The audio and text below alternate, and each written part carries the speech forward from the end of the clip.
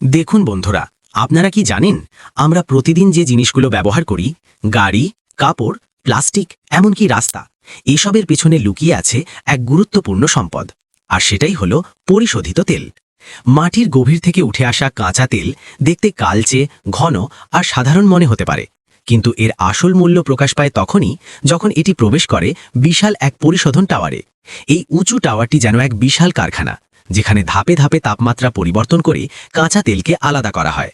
প্রতিটি স্তরে ভিন্ন তাপমাত্রায় বেরিয়ে আসে ভিন্ন ভিন্ন উপাদান, আর প্রতিটি আমাদের জীবনের সঙ্গে জড়িত। সবচেয়ে উপরের স্তর থেকে পাওয়া যায় হালকা গ্যাস, যা প্রক্রিয়াজাত হয়ে রান্নার জ্বালানিতে ব্যবহৃত হয়। এর নিচে আসে পেট্রোল, যা অসংখ্য যানবাহনকে চালনা করে এবং আধুনিক পরিবহনের একটি গুরুত্বপূর্ণ অংশ। তারপর আসে ন্যাপথা, যার মাধ্যমে তৈরি হয় কাপড়, প্লাস্টিক এবং দৈনন্দিন ব্যবহারের নানা উপকরণ। এরপর পাওয়া যায় কেরোসিন, যা বিমান চলাচলে নির্ভরযোগ্য জ্বালানি হিসাবে ব্যবহৃত হয়। আরেক স্তরে আসে ডিজেল, যা ভারী যানবাহন ও যন্ত্রপাতির প্রধান শক্তি। এর নিচে থাকে ভারী তেল, যা বড় জাহাজ ও বিদ্যুৎ উৎপাদনে ব্যবহৃত হয়। এরপর পাওয়া যায় লুব্রিকেন্ট, যা যন্ত্রের চলাচল মসৃণ রাখতে সাহায্য করে। সবশেষে থাকে বিটুমেন, যা দিয়ে তৈরি হয় আমাদের প্রতিদিন চলার রাস্তা।